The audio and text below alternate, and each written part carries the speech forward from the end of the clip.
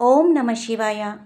కార్తీక మాసంలో శివపురాణం వినడం కొన్ని కోట్ల జన్మల పుణ్యఫలం. అయితే మనం ఈరోజు శివపురాణం 6వ భాగం గురించి తెలుసుకుందాం. ముందుగా ఈ వీడియోకి ఒక లైక్ చేసి నా ఛానల్ని సబ్స్క్రైబ్ చేసుకోండి. నా ఛానల్ గ్రోత్కి సపోర్ట్ చేయండి. శశిశేఖరుడు. జ్యోతిర్లింగములు. శివో మహేశ్వర శంభు పినాకి శశిశేఖర. ఆయనను శశిశేఖర అని పిలుస్తారు. శశము అనగా కుందేలు. దూకే స్వభావం ఉన్నది కాలము. సుఖము చేత కాలము దూకేస్తుంది. దుఃఖములో ఉంటే కాలము గడుస్తున్నట్లు అనిపించదు. దాంట్లో అర్థం చేసుకోవలసిన రహస్యం ఒకటి ఉన్నది. మీరు దానిని పట్టుకుంటే శశిశేఖర అన్న మాటకున్న తాత్వికమైన అర్థమవుతుంది. కాలంలో సుఖదుఖములు రెండూ ఉంటాయి. దూకేసినట్లు కనపడిన కాలమును, దూకనట్లు కనబడిన కాలమును వైదిక సమన్వయము చేస్తే మీరు రోజు చేసేటప్పుడు కాలమును ఎలా చెప్తారు? శ్రీ విరోధి నామ సంవత్సరే ఉత్తరాయణే శిశిర ఋతౌ మాఘమాసే శుక్లపక్షే పంచమ్యాం భూమవాసరే శుభనక్షత్రే శుభయోగే శుభకరణే ఏవం గుణ విశేషణ విశిష్టాయాం శుభతిథే శ్రీమాన్ శ్రీమతః అని చెప్తాము. ఎవడు ఆయన పాదములు పట్టుకున్నాడో అటువంటి వాడికి జ్ఞానమును ఇచ్చి కాలాతీతుడిని చేసి మళ్ళీ పుట్టవలసిన అవసరం లేని స్థితిని కలిగించగలవాడు. కాలము ఆభరణముగా కలిగిన వాడని చెప్పడానికే చంద్రరేఖను పొంది ఉంటాడు. మోక్షం ఇవ్వగలవాడని చెప్పడం కోసమే చంద్రరేఖను ధరించి ఉండడం. ఇదే శశిశేఖర అన్న మాటకు అసలు తాత్వికమైన రహస్యం. కానీ మనం సోమనాథలింగము అన్న మాటను ప్రస్తావన చేస్తాము. శాస్త్ర సంబంధమైన మాటలలో కొన్ని ఆశ్చర్యకరమైన మాటలు ఉంటాయి. మీరు కంచిలో ఉన్న శివలింగం దగ్గరకు వెళ్ళి దానిని జ్యోతిర్లింగం అంటే శాస్త్రం అంగీకరించదు. దానిని అష్టమూర్తులయందు ఒక లింగము పృథ్వీలింగము అని పిలుస్తారు. పంచభూత లింగములలో ఒకటి. కాళహస్తిలోని లింగము వాయులింగము. అది జ్యోతిర్లింగము కాదు. జంబుకేశ్వరంలోని శివలింగం జలలింగం. అది జ్యోతిర్లింగం కాదు. కానీ కొన్ని శివలింగములను జ్యోతిర్లింగములు అని పిలుస్తారు. సౌరాష్ట్రే సోమనాథం చ శ్రీశైలే మల్లికార్జునం అని మనం ద్వాదశ జ్యోతిర్లింగ స్తోత్రం చదువుతుంటాం. ఈ 12ంటిని మనం జ్యోతిర్లింగములని పిలుస్తున్నాము. సోమనాథుడు సోమనాథ్ గుజరాత్లో ఉంది.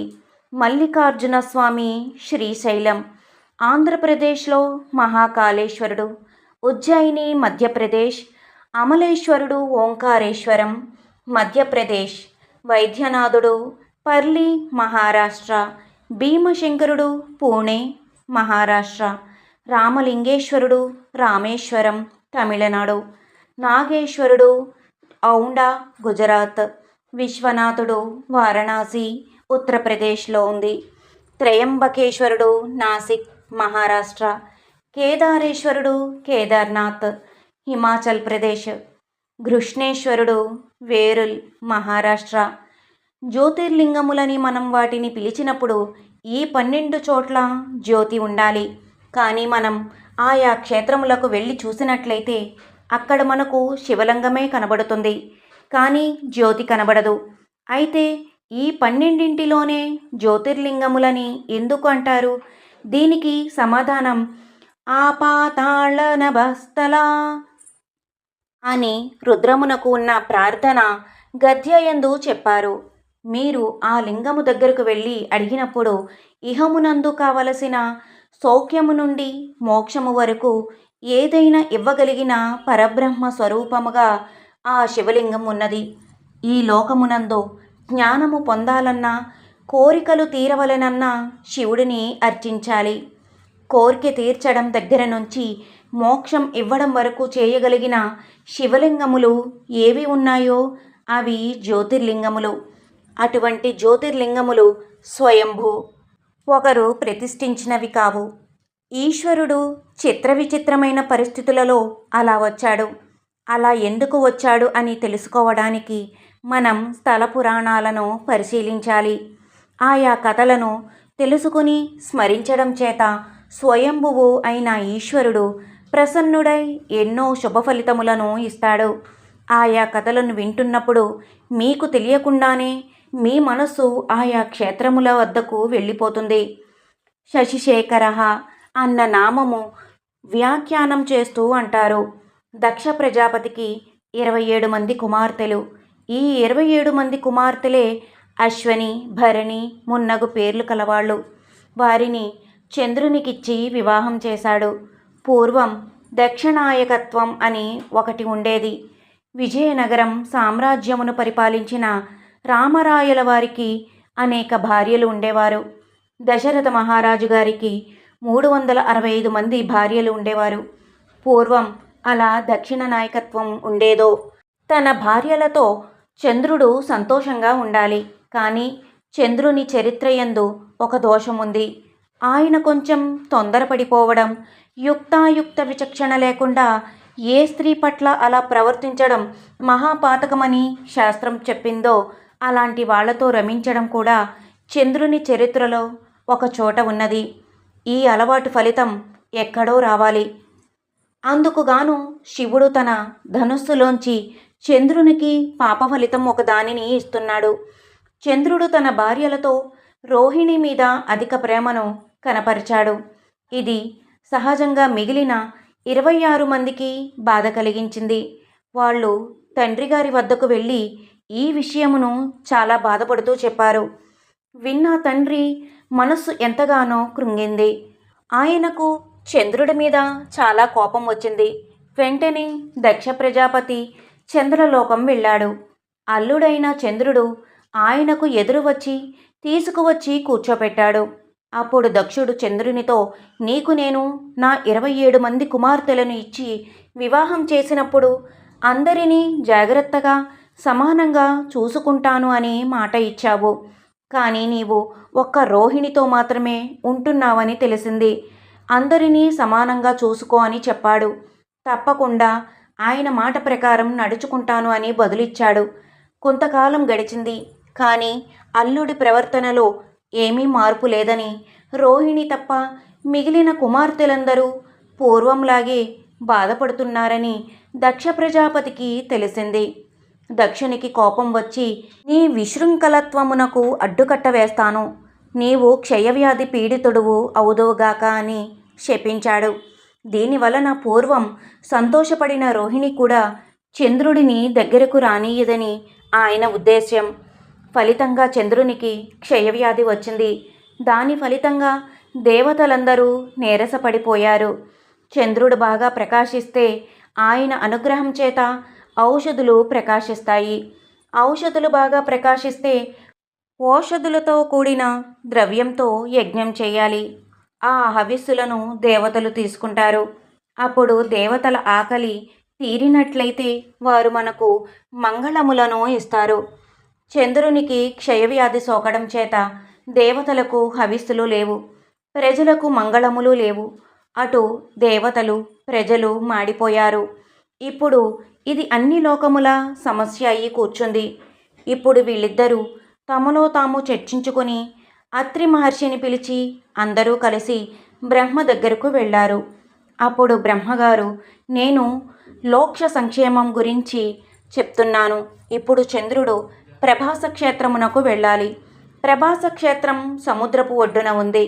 ఆ క్షేత్రంలో ఒక గుంత త్రవ్వి అందులో ఒక పార్థివ లింగమును పెట్టుకొని పంచాక్షరి మహామంత్రము జపమును మృత్యుంజయ మంత్రంతో కలిపి అనుష్ఠానం చేయాలి. ఎంత శాపం ఉన్నా ఇటు బ్రాహ్మణ వాక్కును అటు చంద్రుడిని చచ్చిపోకుండా కాపాడాలంటే పరబ్రహ్మమునకు తప్ప వేరొకనికి సాధ్యం కాదు. కాబట్టి శంకరుడు మాత్రమే ఈ పనిని చేయాలి.